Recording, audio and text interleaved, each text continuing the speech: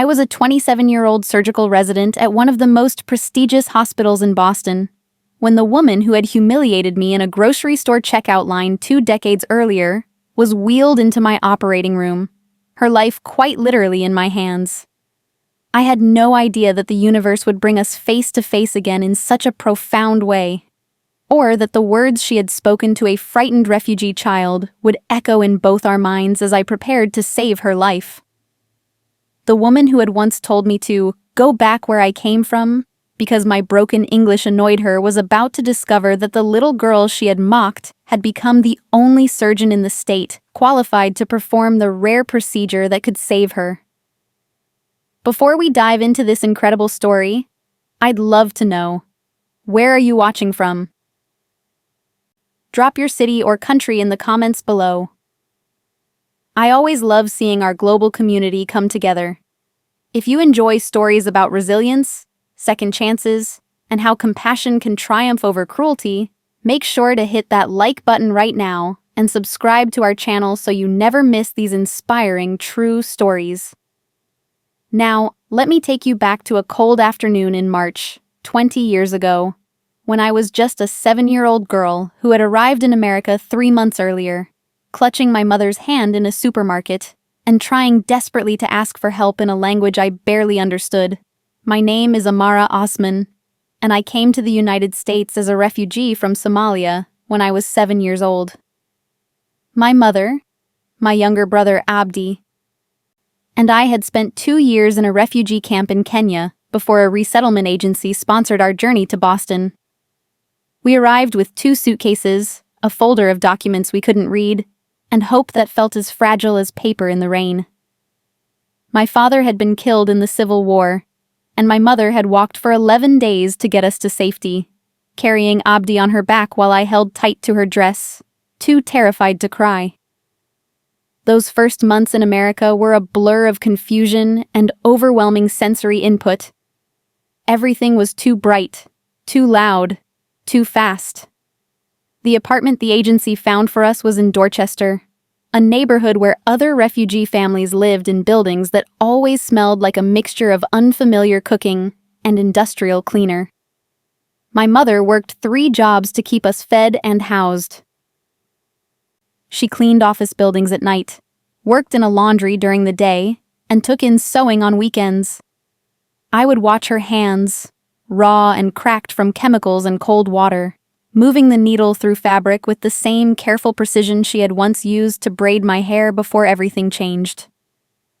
Abdi was only 4, too young to remember much of Somalia or the camp, but I remembered everything. I remembered the sound of gunfire that sent us running into the night. I remembered the taste of the dusty water we drank from jerry cans. I remembered the way my mother's voice sounded when she sang to us in the tent, trying to make us believe we were safe. And I remembered, with painful clarity, the way words had once flowed from my mouth in Somali, expressing everything I thought and felt, before English turned me into someone who could barely communicate her most basic needs. At 7 years old, I was enrolled in 2nd grade at the local elementary school. I spoke perhaps 50 words of English, most of them learned from the orientation classes at the resettlement center. My teacher, Mrs. Patterson, was kind but overwhelmed. She had 28 students, 3 of whom spoke English as a second language, and no training in how to help us. She would speak slowly and loudly, as if volume could somehow translate meaning, and I would nod and smile, pretending to understand while panic rose in my chest like floodwater. The other children were less kind than Mrs. Patterson. They mocked my accent when I tried to speak, laughed at my mistakes, and excluded me from their games at recess. I learned quickly that silence was safer than attempting to communicate. I became a ghost in my own life, present but invisible, watching and listening and trying desperately to decode this new world through observation alone. My mother had been a nurse in Somalia, trained at a hospital in Mogadishu before the war destroyed everything.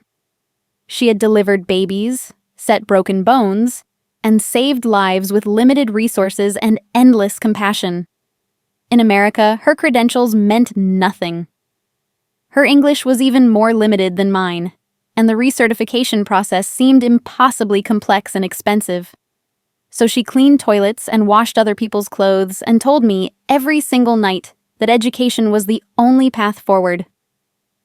"Learn, Amara," she would say in Somali, her tired eyes holding mine. "Learn everything you can. In this country, knowledge is the door that opens all other doors." I took her words as sacred instruction. While other children played after school, I sat in the public library, surrounded by books I couldn't yet read, using picture dictionaries to connect English words to the concepts I understood in Somali. The librarian, Ms. Chen, was Chinese American and remembered her own grandmother's struggle with English. She would sit with me sometimes, patiently helping me sound out words, never making me feel stupid or slow. She was the first American who treated my accent as something normal rather than something wrong. The grocery store incident happened on a Saturday in March, 3 months after we arrived in Boston. My mother had sent me to the corner market with a carefully written list and exact change counted out in my hand. She had written the items in English, copied from labels and advertisements, her handwriting careful and uncertain. I was supposed to buy rice, eggs, milk, and bread. Simple things. Things I could find by matching the words on my list to the words on the packages. The store was crowded that day, full of weekend shoppers moving quickly through the aisles with purpose and confidence. I moved slowly, checking and rechecking my list, placing each item carefully in my basket. I was proud of myself for finding everything without help. At 7 years old, this small act of independence felt like a victory. The trouble started at the checkout line. The cashier, a teenage boy who looked bored and impatient, scanned my items quickly and said something I didn't understand. I stared at him, trying to make sense of the sounds, my heart beginning to race. He repeated himself, louder this time, and I caught one word: bag. I nodded, not sure what I was agreeing to, and he rolled his eyes. Behind me in line, a woman in her 40s with perfectly styled blonde hair and an expensive-looking coat shifted impatiently. She had a cart full of groceries and the air of someone accustomed to getting what she wanted quickly. When the cashier asked me another question I couldn't answer, she sighed loudly. "For God's sake," she muttered, loud enough for me to hear. "Can't you speak English?" I felt my face grow hot. I tried to explain, my words coming out in a jumbled mixture of Somali and broken English. "I am sorry. I not understand." The woman's face twisted with disgust. "This is America," she said, her voice sharp and cold. "If you're going to live here, you need to learn the language. It's not our job to accommodate you." Other shoppers were staring now. I felt frozen, unable to move or speak, my carefully counted money clutched in my sweating hand. The cashier looked uncomfortable, but said nothing. The woman behind me continued, her voice growing louder and more aggressive. "People like you come here and expect everything to be handed to you. You don't even try to fit in. Go back where you came from if you can't be bothered to learn English." I felt tears burning behind my eyes, but I refused to let them fall. I had learned in the refugee camp that crying made you a target, that showing weakness invited more cruelty. So I stood there, silent and still, while this stranger's words cut into me like broken glass. An older man in line finally intervened, telling the woman to leave me alone, that I was just a child. She huffed and moved to another checkout line, muttering about immigrants and entitlement. I completed my transaction in silence, took my bag, and walked out of the store with my head down and my chest tight with shame and rage and helplessness. I didn't tell my mother what happened. She had enough to worry about without knowing that her daughter was being bullied by strangers in grocery stores. But that night, lying in the bed I shared with Abdi in our tiny apartment, I made myself a promise. I would learn English so perfectly that no one would ever be able to use my accent as a weapon against me again. I would become so educated, so skilled, so undeniably valuable that people like that woman would have no choice but to respect me. That promise became the organizing principle of my life. I attacked English with the intensity of someone fighting for survival, because in many ways, I was. I stayed after school every day for extra help. I watched American television with subtitles, writing down phrases and practicing pronunciation. I read everything I could get my hands on, from children's books to newspapers I found in the library. Ms. Chen gave me a notebook and told me to write 1 page in English every day, about anything at all, and she would correct my mistakes. Within a year, my English was fluent. Within 2 years, I was reading at a level several grades above my age. My teachers started to notice me, not as the struggling refugee child, but as the student who always had her hand up, who devoured every assignment, who asked questions that showed deep thinking. I discovered that I loved science, that the precision and logic of it made sense to me in a way that felt almost like coming home. My mother watched my transformation with pride and something like wonder. She had sacrificed everything to get us to America, and here was proof that her sacrifice had meaning. When I told her I wanted to be a doctor, she cried and held me close, and told me about the hospital in Mogadishu, about the lives she had saved, and the satisfaction of healing. "You will be better than I was," she whispered. "You will have opportunities I never had." Middle school and high school were a blur of advanced classes, volunteer work at community health clinics, and applications for every scholarship I could find. I tutored other refugee and immigrant children, helping them navigate the same linguistic and cultural barriers I had faced.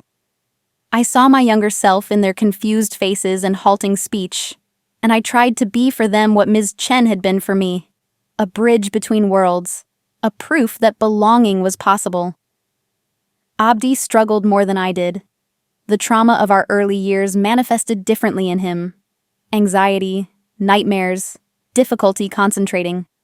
My mother's work schedule meant I often took care of him, helping with homework, making sure he ate, walking him to and from school. I became part sister, part mother, part protector. When he was diagnosed with a learning disability in 4th grade, I researched interventions and advocated for him at school meetings, translating between my mother's limited English and the educational jargon of administrators. I was accepted to Boston University on a full scholarship. My mother took the day off work for my high school graduation, sitting in the audience in her best dress, the one she saved for special occasions, crying openly as I walked across the stage as valedictorian. In my speech, I talked about the journey from Somalia to Boston, about the kindness of strangers like Ms. Chen, about the resilience of refugee families. I didn't mention the woman in the grocery store, but I thought about her. I wondered if she was in the audience, if she would recognize the scared little girl she had mocked in the confident young woman giving the commencement address. At Boston University, I majored in biology with a minor in public health. I worked part-time at the University Health Center, volunteered at a free clinic in Dorchester, and maintained a perfect GPA. I was driven by something deeper than ambition, a bone-deep need to prove that I belonged, that I had value, that the woman in the grocery store had been wrong about everything. Medical school at Harvard was the fulfillment of a dream I had barely allowed myself to have. The acceptance letter arrived on a spring day, and I read it 3 times before I believed it was real. My mother held the letter in her work-worn hands and sobbed.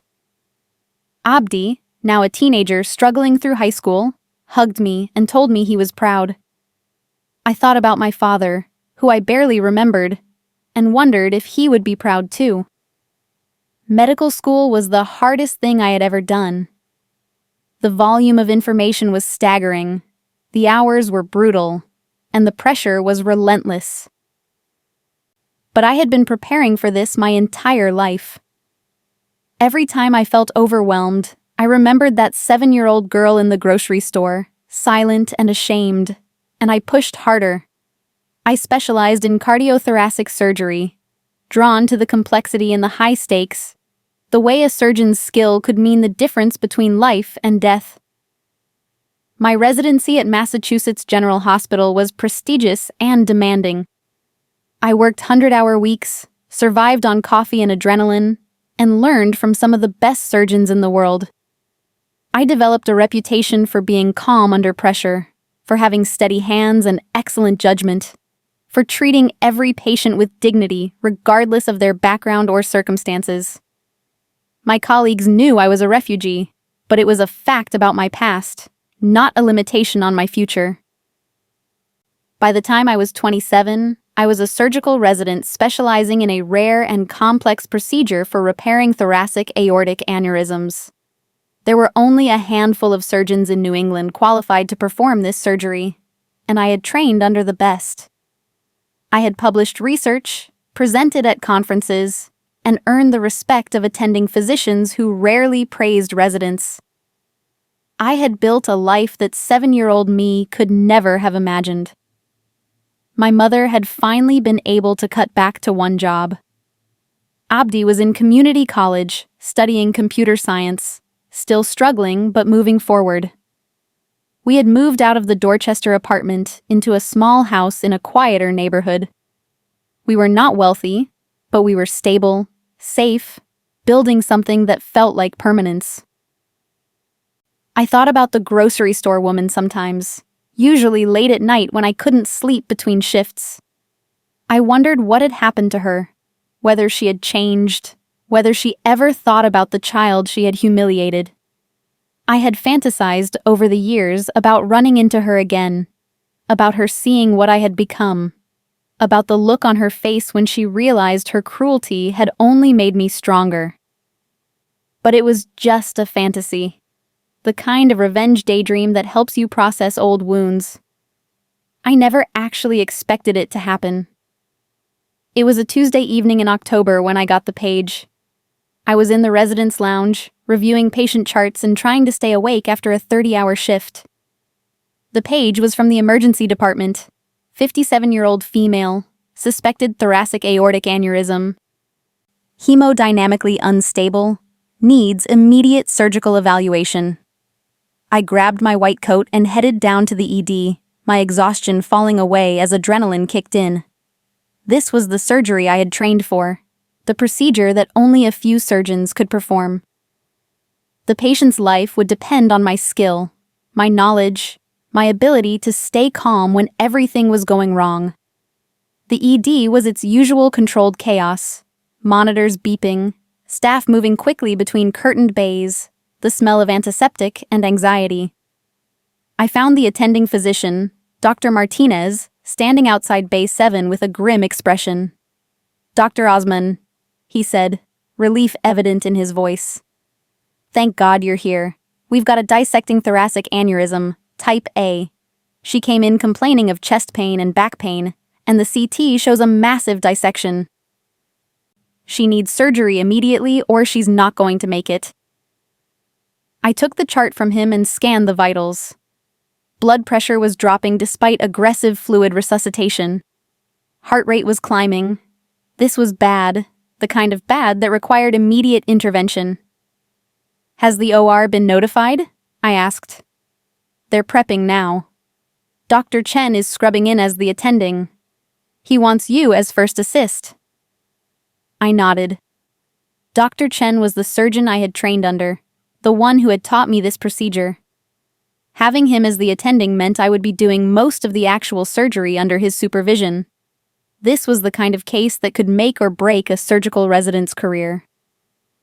"Let me examine the patient and get her consent for surgery," I said, pushing aside the curtain to Bay 7.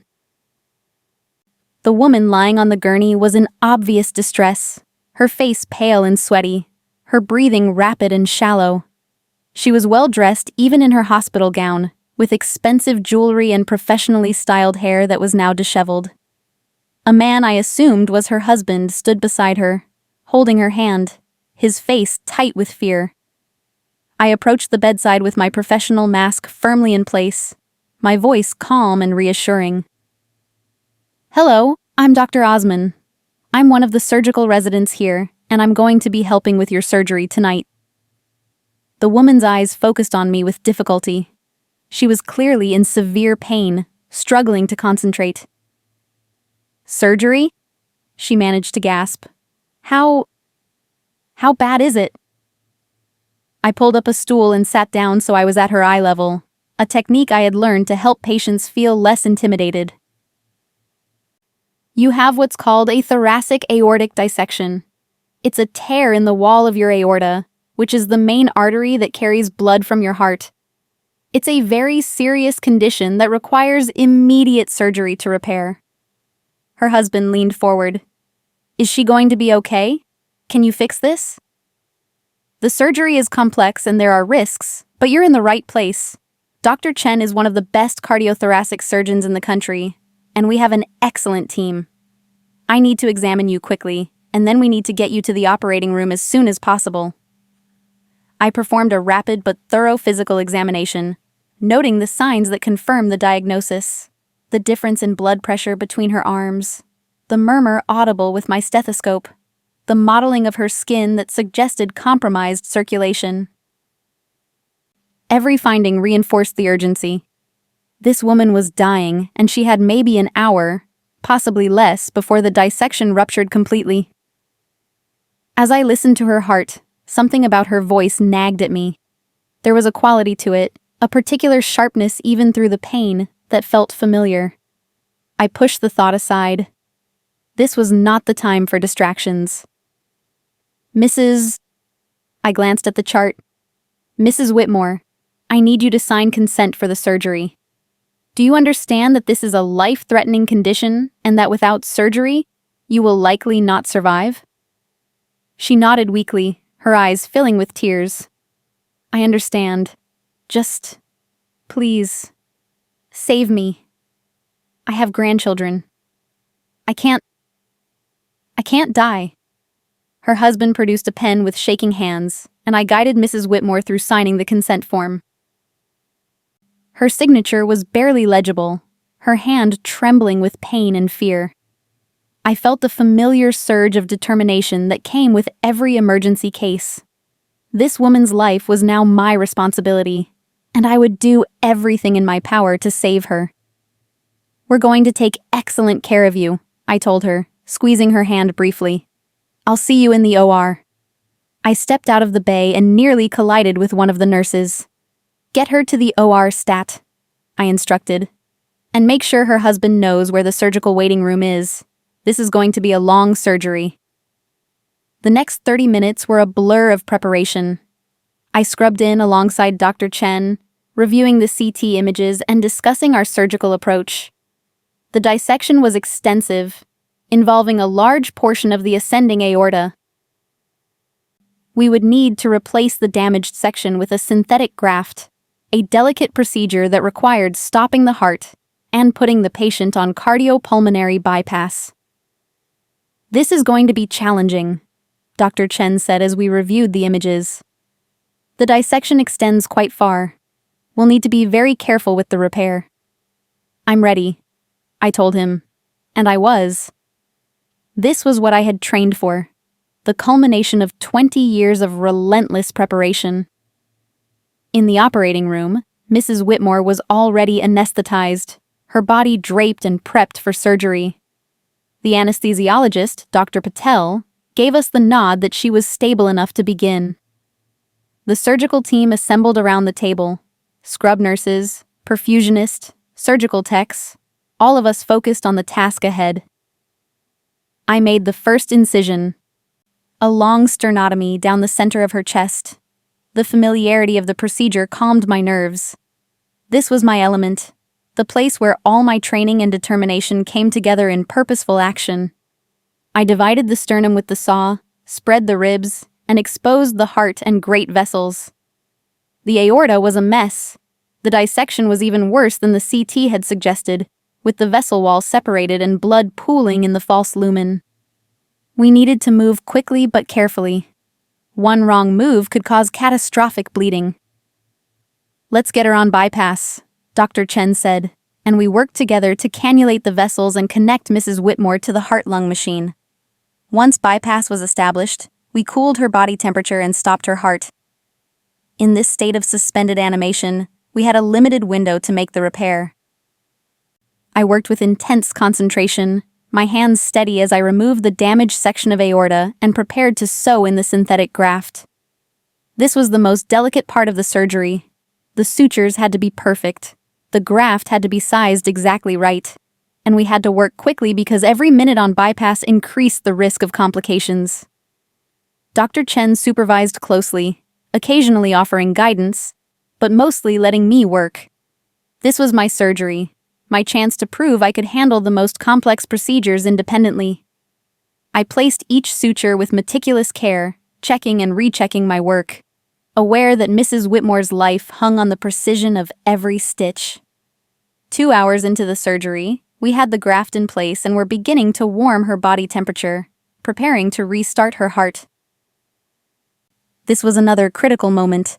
Sometimes hearts didn't restart smoothly after being stopped, and we had to be ready for any complication. "Looking good, Dr. Osman," Dr. Chen said, examining my work. "Excellent technique. The graft looks perfect." I felt a surge of pride but kept my focus on the task. We weren't done yet. We slowly weaned Mrs. Whitmore off bypass, watching carefully as her own heart took over circulation again. The monitors showed strong, steady rhythms. The repair was holding. She was going to make it. "Nice work, everyone," Dr. Chen announced to the team. "Dr. Osman, close her up. I'll go talk to the family." I nodded, beginning the process of closing the chest. This was the routine part, the careful layering of sutures to bring everything back together. As I worked, I felt the exhaustion of the long day beginning to seep back in, the adrenaline wearing off now that the critical danger had passed. It was during the closing, when my mind was allowed to wander slightly, that the memory clicked into place. Mrs. Whitmore's voice, that particular sharp quality, the way she had said, "I have grandchildren." It reminded me of something, someone, from long ago. I pushed the thought away. I was tired, probably imagining connections that weren't there, but as I placed the final sutures and stepped back to let the surgical techs apply the dressing, the memory wouldn't leave me alone. I kept hearing another voice, from another time, saying different words in that same sharp tone. "Go back where you came from if you can't be bothered to learn English." No, it couldn't be. 20 years was a long time. People changed. I was exhausted and making connections where none existed. Mrs. Whitmore was transferred to the cardiac ICU for recovery. I wrote post-operative orders and gave detailed instructions to the ICU team, then headed to the surgical waiting room to update the family. Dr. Chen had given them the initial good news, but they would want more details. The waiting room was nearly empty at this late hour. Mr. Whitmore stood up immediately when I entered, his face desperate for information. With him were 2 younger women, probably daughters, and a teenage boy. "Dr. Osman," Mr. Whitmore said, reaching for my hand. "Dr. Chen said the surgery went well." Thank you so much." "The surgery was successful," I confirmed. "We were able to repair the dissection and replace the damaged portion of the aorta. She's in the ICU now, still sedated, but her vital signs are stable. The next 24 to 48 hours will be critical, but I'm cautiously optimistic." One of the daughters, a woman in her 30s with her mother's features, wiped tears from her eyes. "Can we see her?" "Soon. The ICU staff will come get you when she's settled and ready for visitors. For now, she needs rest and close monitoring." "You saved her life," Mr. Whitmore said, his voice breaking. "Our whole family. We can't thank you enough." I gave them my professional smile, the one I had perfected over years of delivering news to anxious families. "I'm just glad we were able to help. If you have any questions over the next few days, please don't hesitate to ask for me." As I turned to leave, one of the daughters called out, Dr. Osman? That's an unusual name. Where are you from originally? I felt my spine stiffen slightly, an old defensive reflex. But her tone was curious, not hostile, and I reminded myself that not every question about my origin was an attack. I'm from Somalia originally, I said. I came to the United States as a refugee when I was 7. That's amazing, she said warmly. What an incredible journey you must have had, and now you're saving lives. That's just... wow. I thanked her and left the waiting room, but her words stayed with me. An incredible journey. Yes, it had been that, from a refugee camp to the operating rooms of one of America's best hospitals. From a child who couldn't speak English to a surgeon trusted with the most complex procedures. It was the kind of American dream story that people loved. The kind that made everything seem possible. But it hadn't felt like a dream while I was living it. It had felt like survival, like fighting for every inch of ground, like proving over and over again that I deserved to exist in spaces that weren't designed for people like me. Over the next few days, I checked on Mrs. Whitmore regularly. She was extubated on the second post-operative day and began the slow process of recovery. Her family was constantly present, taking turns sitting with her, bringing flowers and cards, and all the small comforts that helped patients heal. I had limited direct interaction with her during those first days. She was sedated, then groggy, then sleeping most of the time. The ICU team managed her immediate care while I focused on other patients and other surgeries. But I read her chart daily, monitored her progress, and felt satisfied that she was recovering well. It was on the 4th post-operative day that everything changed. I was making evening rounds in the ICU when I stopped by Mrs. Whitmore's room. She was awake, sitting up slightly in bed, her color much improved. Her husband was with her, reading the newspaper aloud. They both looked up when I entered. "Good evening, Mrs. Whitmore," I said, approaching the bedside. "How are you feeling today?" "Much better," she said, her voice still weak but clearer than before. "The pain is manageable now. They're talking about moving me out of the ICU tomorrow." "That's excellent news. Your recovery is progressing very well." I checked her monitors, reviewed her vital signs, examined her incision. Everything looked good. "Any questions or concerns?" "Actually," she said, studying my face with an intensity that made me slightly uncomfortable. "I've been wanting to thank you properly.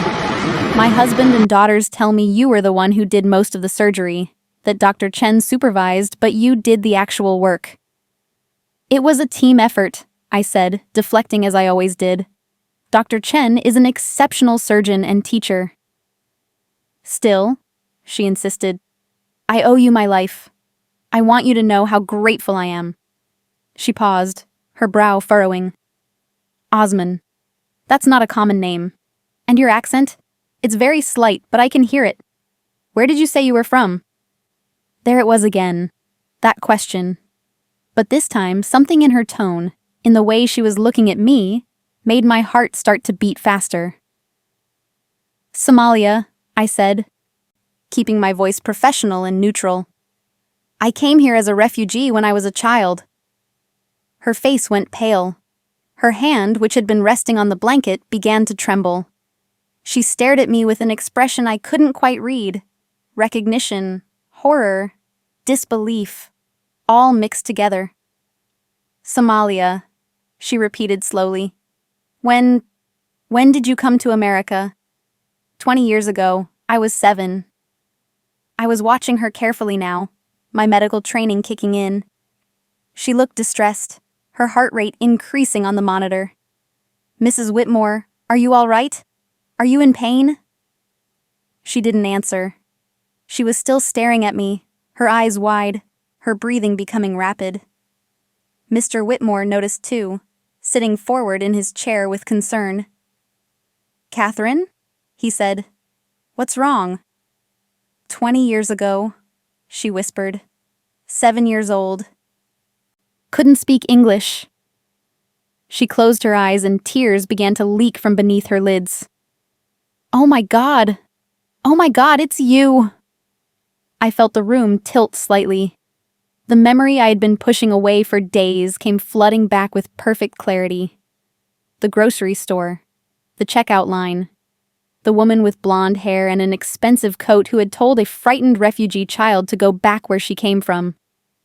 You remember, I said quietly. It wasn't a question. Mr. Whitmore looked between us, confused. Remember what? Catherine, what's going on?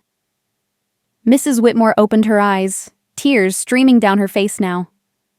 20 years ago, she said, her voice breaking, I was in a grocery store. There was a little girl in line in front of me, a refugee child who couldn't speak English. She was holding up the line. And I was impatient and angry about something I can't even remember now. And I was cruel to her. I told her to go back where she came from. I humiliated a frightened 7-year-old child because I was too self-absorbed and prejudiced to see her as a human being. She looked at me, her face crumpling with shame and regret. That little girl was you, and now you're the surgeon who saved my life. The silence in the room was profound. Mr. Whitmore's mouth had fallen open in shock. I stood frozen, my medical training warring with 20 years of buried emotion. I have thought about that day so many times, Mrs. Whitmore continued, her words tumbling out in a rush. Over the years, I've thought about that little girl and wondered what happened to her, whether I damaged her with my cruelty. It's one of my deepest regrets, one of the moments in my life I'm most ashamed of. I became a different person after that. I swear I did. I started volunteering with refugee resettlement organizations. I advocated for immigrant rights. I tried to make amends for the person I was. But I could never apologize to you, because I didn't know who you were, or how to find you. She reached out a trembling hand toward me. And now, here you are. The little girl I was so cruel to grew up to be the surgeon who held my life in her hands. You could have refused to treat me. You could have let someone else do the surgery. But you didn't. You saved me. Why? I took a deep breath, trying to organize my thoughts, trying to access the compassion that had guided me through medical school and residency. Because you're my patient, I said simply. Because I took an oath to help people regardless of who they are or what they've done. Because my mother taught me that healing is sacred work, and you don't withhold it based on personal feelings. But after what I did to you, what you did to me was horrible, I interrupted, my voice steady but firm. You humiliated a traumatized child who was already struggling with more than any 7-year-old should have to handle. Your words stayed with me for 20 years.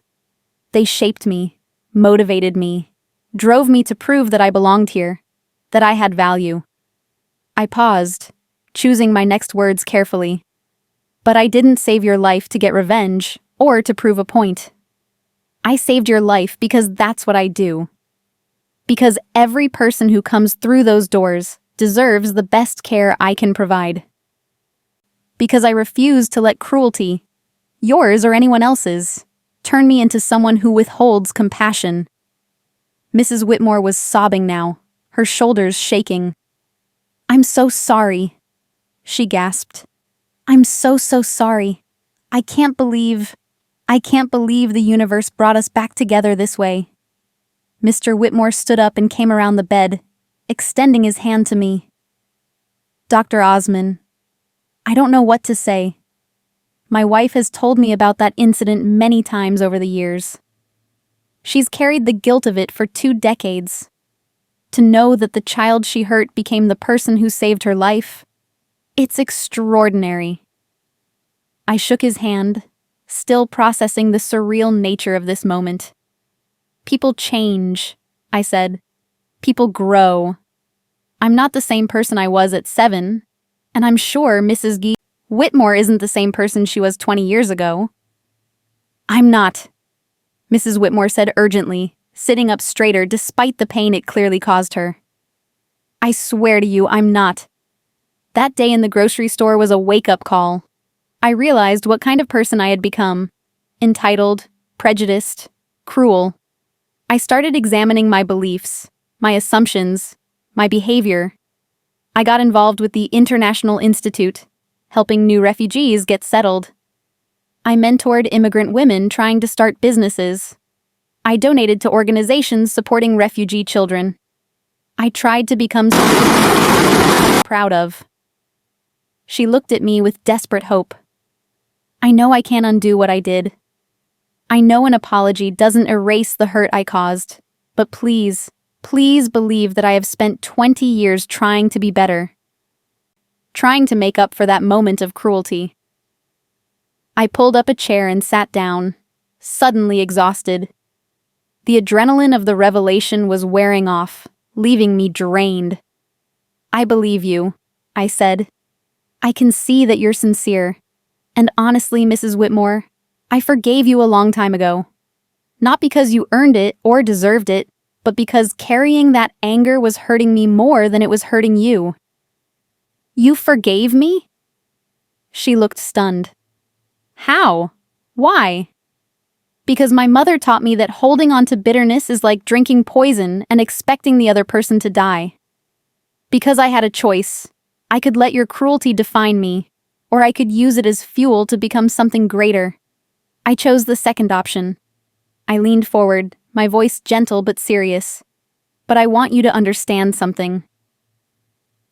Your words that day didn't just hurt me. They represented something much bigger. The systemic prejudice and discrimination that refugees and immigrants face every single day. You weren't just one cruel woman in a grocery store. You were part of a pattern of dehumanization that makes it harder for people like me to survive and thrive. Mrs. Whitmore nodded, tears still flowing. I know that now. I didn't understand it then, but I do now. The work you've done since then matters, I continued. The volunteering, the advocacy, the effort to change, that matters. But it matters most when you use your privilege and your voice to challenge other people who are where you were 20 years ago. When you see someone being cruel or dismissive to an immigrant or refugee, do you speak up? Do you intervene?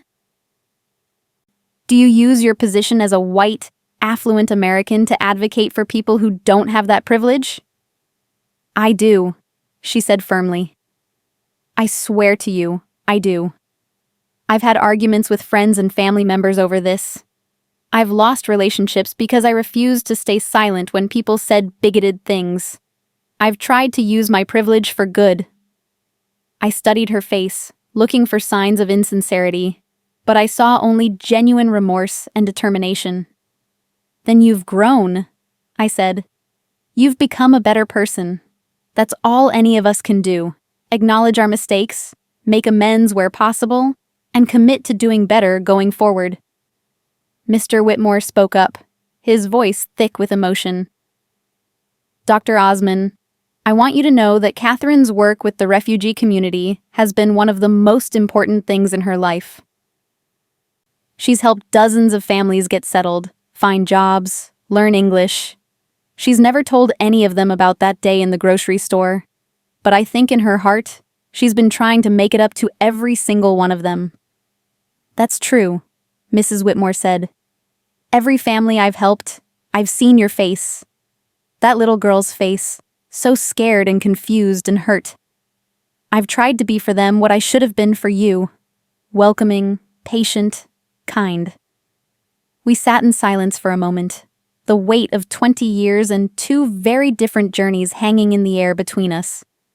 I thought about that 7-year-old girl, silent and ashamed in the grocery store, and the woman I had become. I thought about the path that had led me here, to this moment, to this impossible confluence of past and present. Mrs. Whitmore, I said finally, I appreciate your apology, and I appreciate the work you've done to change. But I want you to understand something. I didn't become a surgeon to prove you wrong, or to get revenge on people who were cruel to me. I became a surgeon because my mother, who was a nurse in Somalia, taught me that healing is the highest calling. Because I wanted to help people who were suffering. Because I saw too much death and pain as a child, and I wanted to be someone who could fight against that. I stood up, preparing to continue my rounds. Your cruelty was a small part of my story, not the defining chapter. Yes, it hurt me. Yes, it motivated me.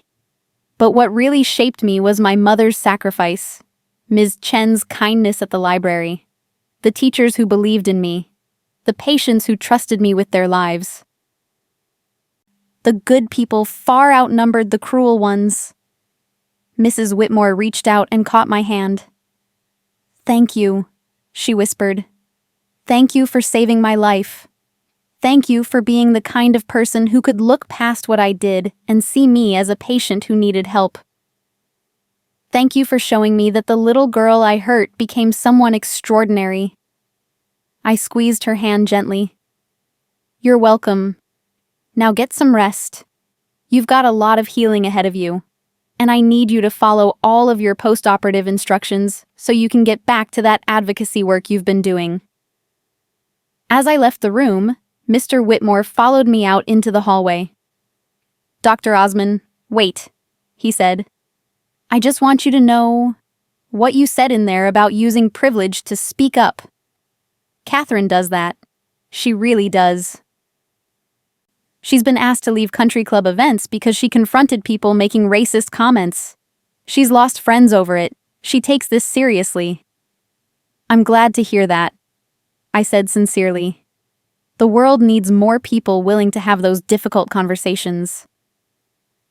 "And I want you to know," he continued, his voice dropping lower, "that when we tell our grandchildren about this, about how their grandmother's life was saved by a refugee surgeon, we're going to tell them the whole story, including the part about the grocery store. We're going to make sure they understand what their grandmother did wrong, how she changed, and how you showed grace and professionalism even when you had every right to be angry." I nodded, appreciating his intention. "That's good. Stories like this can be powerful teaching tools. Just make sure you emphasize that the lesson isn't about one mean woman who got her comeuppance. The lesson is about the humanity and potential in every refugee, every immigrant, every person who seems other or foreign. The lesson is that you never know who someone will become, so you should treat everyone with dignity and respect." "We will," he promised. "Thank you, Dr. Osman, for everything." Over the next week, as Mrs. Whitmore continued to recover and was eventually transferred out of the ICU to a regular floor, I found myself thinking a lot about forgiveness, growth, and the strange ways our lives intersect. I had spent 20 years imagining various scenarios where I might encounter that woman again, where I might get the chance to show her what I had become. But I had never imagined it like this, with her life in my hands, with her genuine remorse and transformation, with the possibility of something like reconciliation. I shared the story with my mother one evening when I stopped by for dinner.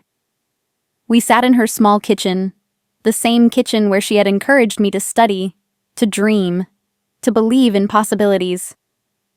She listened quietly, her weathered hands folded on the table, her eyes never leaving my face. When I finished, she was quiet for a long moment. Then she reached across the table and took my hands in hers. "You did the right thing," she said in Somali, the language we still spoke together in private moments. "You treated her with the dignity she denied you. That is what separates us from those who hurt us. We choose compassion even when we have the power to choose cruelty." "I thought about refusing," I admitted. "For just a moment. When I realized who she was, I thought about telling someone else to do the surgery." "But you didn't." "No, because that's not who I am. That's not who you raised me to be." My mother smiled, pride shining in her eyes. "You have become more than I ever dreamed possible. More than your father could have imagined. You have taken all the pain and struggle and fear of our journey and transformed it into healing. That is a kind of magic, my daughter. She's changed, Mama. She really has. She spent 20 years trying to make amends.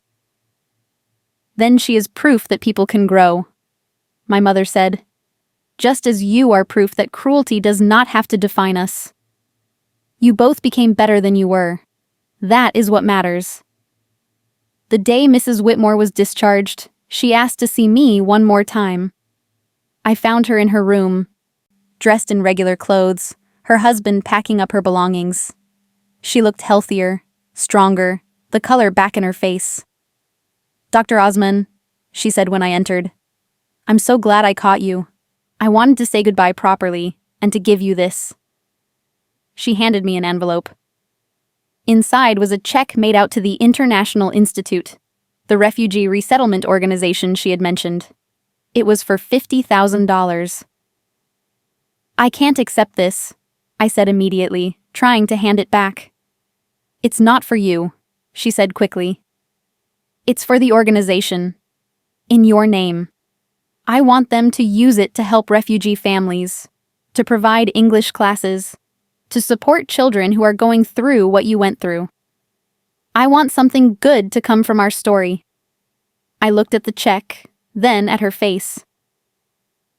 "This is very generous. It's not enough," she said. "It will never be enough to make up for what I did, but it's something. And I'm going to keep doing it, keep supporting these organizations, keep using my voice and my resources to help. Because you showed me grace I didn't deserve, and I want to honor that." I accepted the check. "I'll make sure it gets to them, and that they know it's in honor of all the refugee children who are finding their way in a new country." Mrs. Whitmore stepped forward and, hesitantly, opened her arms. I accepted the embrace, feeling the strangeness of it. This woman who had once embodied everything hostile about America, now holding me with genuine affection and remorse.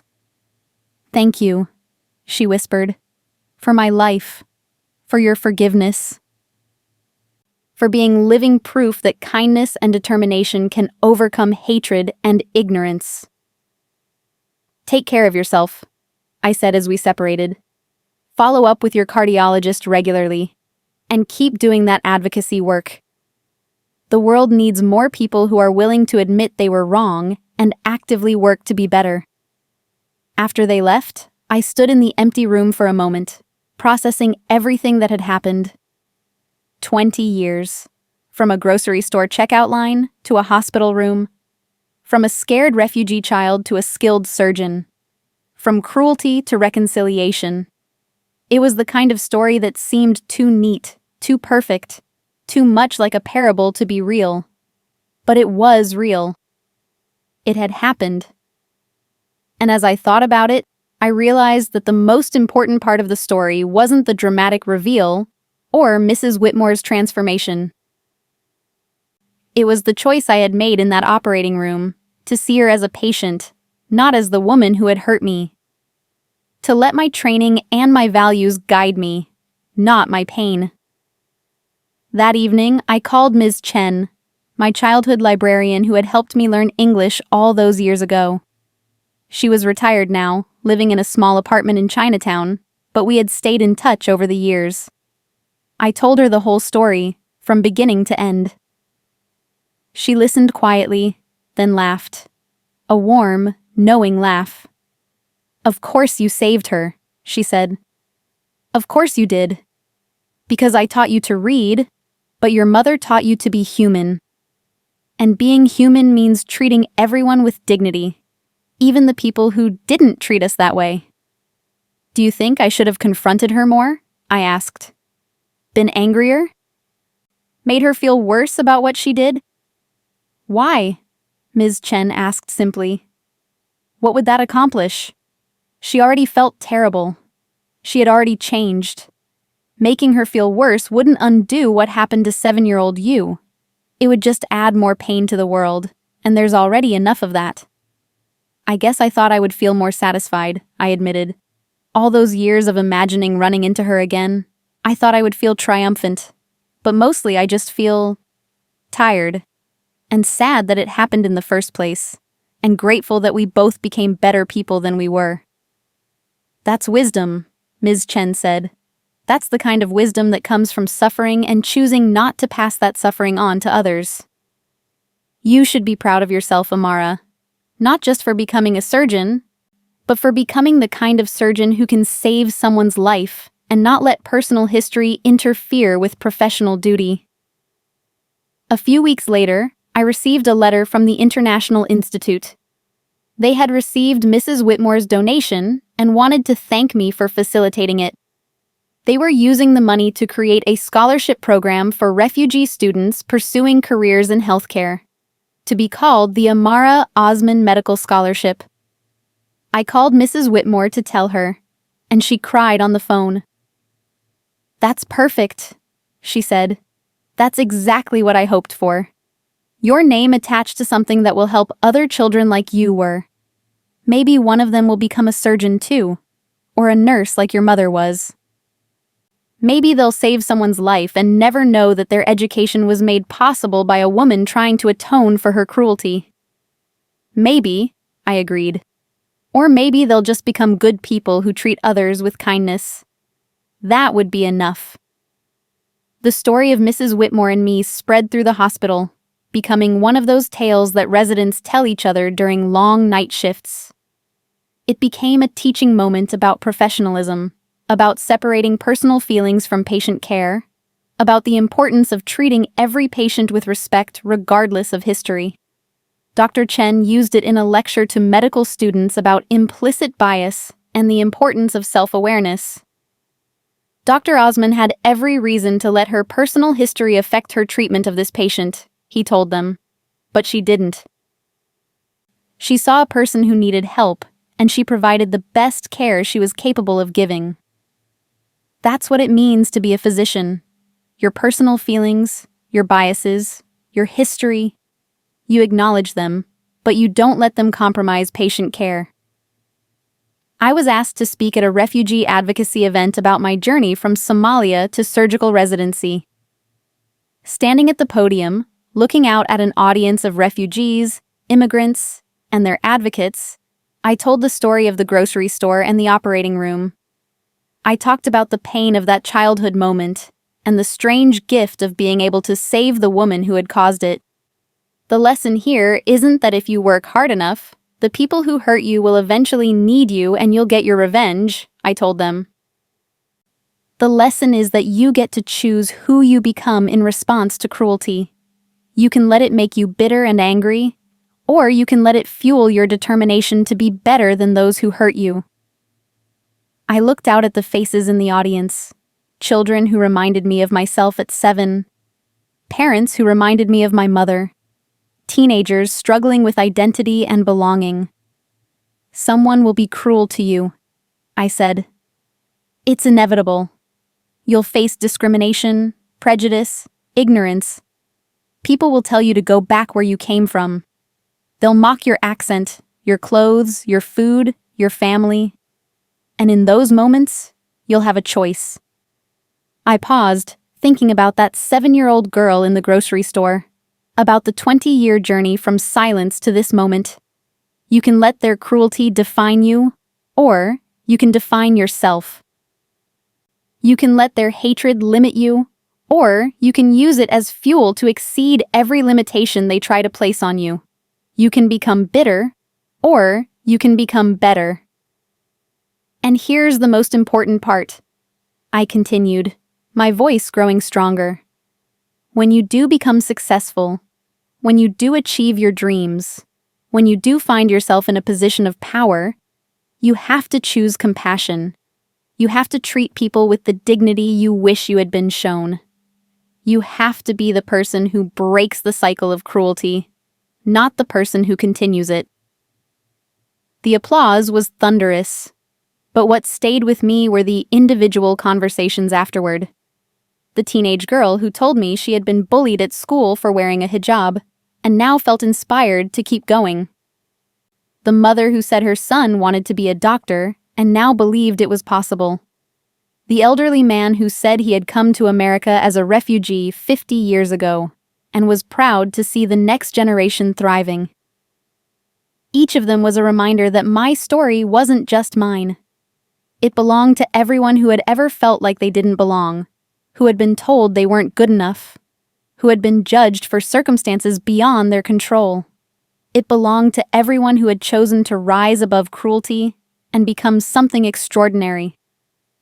My mother attended that event, sitting in the front row with Abdi beside her.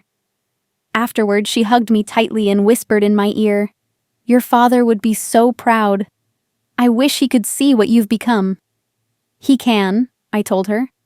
"I carry him with me every day. Every time I help someone, every time I show compassion, every time I refuse to let hatred win, he's there." Abdi, now 24 and working as a software developer, grinned at me. "My sister, the famous surgeon," he teased.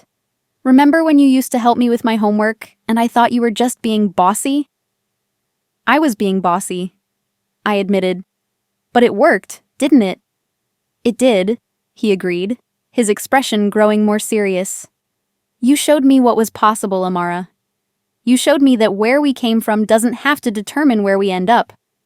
I might not be a surgeon, but I'm using my skills to build software that helps refugees navigate social services. I'm using what I learned from watching you, that we have a responsibility to help others who are going through what we went through." That night, lying in my own apartment, I thought about the full circle nature of it all. From Somalia to a refugee camp to Boston. From a frightened child to a confident surgeon. From humiliation in a grocery store to saving a life in an operating room.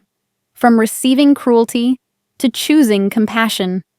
I thought about Mrs. Whitmore, recovering at home, hopefully taking her medications and following her post-operative instructions. I thought about the scholarship that would bear my name, the students it would help, the lives they would touch. I thought about the ripple effects of both cruelty and kindness, how a single moment could echo through decades, shaping and reshaping lives in ways we could never fully predict. And I thought about that 7-year-old girl, standing silent in a grocery store, absorbing the message that she didn't belong, that she wasn't wanted, that she should go back where she came from. I wished I could go back and tell her that she would not only survive, but thrive. That she would become someone who saved lives, who inspired others, who proved every cruel assumption wrong. That she would become someone her father would be proud of, someone her mother would marvel at, someone who would use her success to lift others up. But I couldn't go back. None of us can. All we can do is move forward, carrying our wounds and our wisdom, our pain and our power, our past and our potential. All we can do is choose, every single day, to be better than the worst things that have happened to us. Mrs. Whitmore had made that choice. She had looked at her own cruelty, acknowledged it, and spent 20 years actively working to be better. That didn't erase what she had done, but it mattered. It mattered that she tried. It mattered that she changed. It mattered that she used her privilege and resources to help others. And I had made that choice too. I had looked at my pain, acknowledged it, and refused to let it turn me into someone bitter or cruel. I had used it as fuel, not as an excuse. I had become someone who healed rather than hurt, who built up rather than tore down, who saw the humanity in everyone, even those who had failed to see the humanity in me. That, I realized, was the real triumph. Not the surgical skills or the prestigious residency or the recognition. The real triumph was becoming someone who could hold a life in her hands and choose to save it, regardless of history or hurt or personal grievance. The real triumph was becoming someone who broke the cycle of cruelty and replaced it with compassion. As I drifted off to sleep, I thought about all the 7-year-olds out there right now, in grocery stores and schools and playgrounds, facing their own moments of cruelty and confusion. I thought about the choices they would have to make, the paths they would have to navigate, the people they would choose to become. And I hoped that somehow, some way, my story would reach them, that they would know they weren't alone, that they would understand that cruelty doesn't have to be destiny, that they would believe in their own potential to become something extraordinary. Because that's what we are. All of us who have been told we don't belong, we are extraordinary. We are survivors and strivers and dreamers. We are the ones who crossed oceans and borders, who learned new languages and navigated new cultures, who faced hatred and chose love, who were knocked down and got back up. We are the ones who save lives, who build bridges, who create beauty, who heal wounds. We are the ones who prove, every single day, that belonging isn't something granted by others. It's something we claim for ourselves. And sometimes, if we're very lucky and very gracious, we get the chance to show the people who once denied our worth just how wrong they were. Not with anger or revenge, but with competence and compassion and the quiet dignity of someone who knows their own value. That's the story I want people to take away from this. Not that I got revenge on someone who was cruel to me, but that I chose to be better than the cruelty. That I chose healing over hurt, compassion over contempt, grace over grievance. Because in the end, that's what makes us truly extraordinary. Not where we came from or what we overcame, but who we chose to become in spite of it all. What an incredible journey from that frightened 7-year-old refugee child to a skilled surgeon saving lives at one of America's best hospitals. Amara's story reminds us that our response to cruelty defines us far more than the cruelty itself, and that choosing compassion, especially when we have every right to choose otherwise, is the ultimate triumph. What would you have done in Amara's situation? Would you have been able to separate your personal history from your professional duty and save the life of someone who had hurt you so deeply? Have you ever had to choose between justified anger and compassionate action? Share your thoughts and experiences in the comments below. If this story touched your heart and reminded you that our worth isn't determined by how others treat us, but by how we choose to treat others in return, please show your support by hitting that like button. Stories like Amara's prove that kindness and determination can overcome hatred and ignorance, and that the most powerful form of success is using our achievements to lift others up. Don't forget to subscribe to our channel and click the notification bell so you never miss our inspiring stories about real people whose courage, resilience, and compassion changed not only their own lives, but the lives of everyone around them. Thank you so much for watching, and I'll see you in the next story.